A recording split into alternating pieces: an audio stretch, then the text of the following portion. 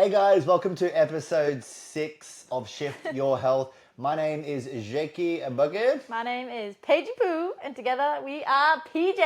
And we are in our PJs. Still. Yes. Still, for days. Guys, trust me, Weeks. I wear this to bed from pride. And I I want to do go wear to bed Okay? knowing that I am In a the marathon winter. runner. This And is my winter.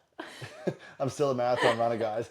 But team, we are going to be talking about caffeine on night shift. And I know this is a topic that caffeine is such a misinterpreted, it's so misinterpreted, I feel like. But I believe it's a lifesaver. I really do. I think it's, I think it disrupts that sleep. Nope. I think it's the only way. I think, No way. if you're a shift worker, especially doing night shift, and I know we have so many clients listening that they do like back to back to back, like 5. I don't know how. I heard a lady the other day that did like 14. I don't know if that's possible or legal. But if I'm doing 14 night shifts in a row, I'm taking caffeine. No, but the thing is, you shouldn't necessarily need the caffeine, right? Like I don't want to sidetrack already from the start, but it should be reflected on what we're eating, how we're doing with our sleep, what's our day look like in terms of stress levels. Yeah, definitely. That obviously comes into play too, right? If your sensitivity level to caffeine is really... Guys, if it's here... Yeah. Don't do it. Don't drink the caffeine. If you have one coffee a day and can't sleep that night, well then that's a whole different conversation. Then maybe I would be more on Paige's side. Come on, we got nurses, Jake. They're giving needles. They're like shaking whilst they giving want needles. a needle of caffeine. Please don't tell me you're guys, putting. Please don't be doing that. But no, like I just think I take 2 to 3 coffees a day in my current life, and I always like. I find a balance for me is I have I don't have one when I first get up. I usually have one at about 7 or 8 o'clock, and then I'll probably have one like mid-morning. So I usually have 2, sometimes 3, very rarely 3, but I don't ever have caffeine past like 3 o'clock. So like if I was on a night shift, you'd break it down the same way, right? So when you might have one couple hours into the shift. Maybe one on your big break. If you do have a big break, I know controversial topic. Non-existent. Maybe we'll talk about breaks. When we mention breaks, I know people will probably go, I don't ever get a break. I know, understand that. But whenever you can have your technical big break, and then I probably would call it a day after that. Yeah. I know I've had clients in the past that will have it quite late in their shift, because obviously the longer you get into a shift, the more tired you're naturally going to get, and that can be disruptive. So yes, I would agree to that. The disruptive side. I would fall onto pay, but I do think it is a lifesaver. But I think it's the, I'm sure you're probably thinking by now, episode 6, we're always like on the fence there, but I do think it is a lifesaver because just you maintain focus, which obviously shift working, you need to be focused because especially if you're going from like day to night shift. Yeah, I mean. I kind of agree. No, kind of. Okay, I'm winning. Okay, here. I'm not in the middle. I still think it's disruptive. No middle. Because no middle ground. I'm not in the middle either. No middle ground. It's a lifesaver. Look, I just think the impact that it has on your sleep quality, whether or not you realize it, is massive. So if you're having the caffeine and then you're going to sleep, you're not necessarily getting that full sleep that your body needs. That's why you got to test it, guys. And our ladies are already struggling with sleep as it is. You got to. So just thinking about more natural ways to get caffeine. Well, what are more natural ways? Green tea, Jake. Have you tried some green tea? I used to be a very big advocate for green tea. Actually, yes, you did. I love tea for many, many years. I think tea is a great alternative. I guess that's. But it's still caffeine. Yeah, it's still caffeine. It's still caffeine, and it depends. To I guess Have you heard of Andrew Huberman? I keep using the word yes. Wait, what are you going to say? Not very big. I keep saying the word debate, but it's not debating. We're not debating.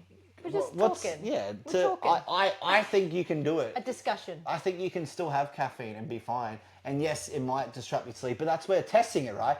I found for my body, I had to at least give myself anywhere from 6 to 8 hours. I used to have caffeine at 4 p.m. in the afternoon and go to bed at 8, and I used to be in that scenario, so I used to struggle and wonder why I was tossing and turning. So yes, in that scenario, but that's where it's just like anything when, to do with health and fitness, it's just about test, see if it works, adapt, and that's where having someone that's already done it, and I think we definitely condone this to our clients. It's we can use our expertise to shortcut that. Look, I like the strategy that you spoke about. How you said, okay, like I wait a couple hours before after I've woken up to have it, because I don't know if you, that's why I said, have you heard of Andrew Huberman? Because he talks about like, if you have it within 90 minutes to 2 hours of waking up, you're instantly disrupting your body's natural cortisol levels. Also and, get like, sun in sleep the morning. levels. So like what you're, Get some sunlight. but also it depends on what you're having for a coffee, right? Like I naturally have a black coffee, but you guys have a coffee with sugar. Like I'll have that with you guys, but a lot of people have like milk and sugar, and then if they're having the sugar, it's causing obviously blood sugar spike levels, which is going to then cause a little crash. Energy drinks as well. Those are big ones. Those are bad, right? I know there's shift workers out there that love the energy drinks. Exactly. And I guess, yeah, like obviously depending on where you are as well with your health and fitness goals, that's where it can slowly add up. Calories, you know, that's calories attached to it. Sugar crashes if you're having lots of sugar in your coffees. Energy drinks, guys, like not a big, like never really a big fan, like never really condone them because, most of them because of the sugar and, you know, there are those crazy spikes. But also I think it's the mindset that comes with caffeine as well. Like I think people think they think they need the caffeine, and I don't necessarily think it's a necessity, but people can get addicted to the caffeine. I believe that. I'm for that. I truly believe I could stop drinking coffee tomorrow. Yeah. I do. But I don't think a lot of ladies I don't think they do, right? It's a habit. It is a habit. Like it's such a habit. Yeah. You know, and albeit coffee is not bad for you guys. Like it's not. It really isn't. It's not. It's not if you use it the right way. Yeah, it's not a bad thing for you. Energy drinks, I would say yes, they're very bad. I would, you know, definitely would. They're not natural. They're very artificial. But I think sometimes people think coffee is a lot worse for them. You know, but it's not. It's the stuff that is attached to the coffee, the sugars, the syrups, all these other stuff that Paige was talking about. So yeah, just be mindful of that. But yeah, I would. If you can stop it, I would try a different, maybe the goal here is to find some more natural sources. Once again, try. There's lots of stuff out there. There's teas are obviously the first one that comes to mind. But also sleep and nutrition. Yeah, but naturally, that should give you natural energy. Yeah, naturally, and that's where you should look first, I think. Yeah, naturally, sleep is going to be a conversation. Oh, let's not talk about that. That's what all the shift workers are saying already. Obviously, guys, at least try to get, you guys know this, at least try to get 5 to 7 hours of sleep, if not more. I know more would be more ideal, but it's not always possible. And it will hopefully stop you from needing the amount of caffeine. I think use it as a tool, right? We had a record of a lady. Remember I can't. What was the actual amount? I don't even want to say the number because I don't know if it's right. Like 14 cups or something. So the record. So long story short, guys, we used to coach people in the UK, and this lady, we were jumping on a call, and she said she had 14 cups of tea or coffee, or I think it was coffee, a day. And we were like, wow. And she was like, I have a sugar with each one. Yeah, so literally. Like, I was like, it's not even just the caffeine. Like, 14's a lot, but it's the sugar as well. That's where it adds up. And just know, guys, if you're having caffeine, just be mindful. Don't have a million cups a day. No. Find a balance. Don't have it just before bed, please. Yes. That's not smart, guys. I do know Sleep disruptor. I do know there will be people that you know, once again. To be fair though, I can. Yeah, it comes to your. But I'm still for the sleep disrupting. It does come to that sensitivity, because I think everyone. Jay, using my wife as an example, she's very sensitive to anything. So like, if she had a coffee, like she has to stop it. She has decaf. We have 2 coffees a day together. She has to have decaf on her second one because she found that it made her sleep better.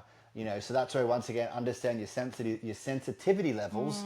And I think that's hopefully something you get from what we're saying here. Like, I think, I'm not going to say I'm in the middle here. I'm still going to say that I think coffee is great and I would condone it. But I am in the middle.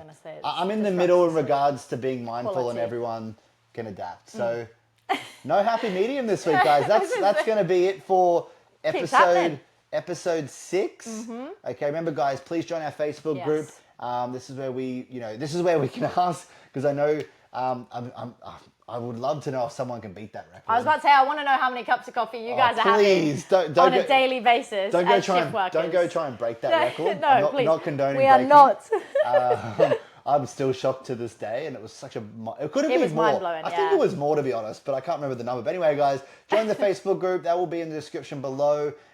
It's just such a great place where shift workers around Australia come together, help each other out, ask questions, so we can, make sure we're giving value to what you want. At the end of the day, we're here to help you guys. So we will see you guys for episode 7. Yay. Hope you guys have a great day and keep on crushing it. PJ out. Peace. That was one about long.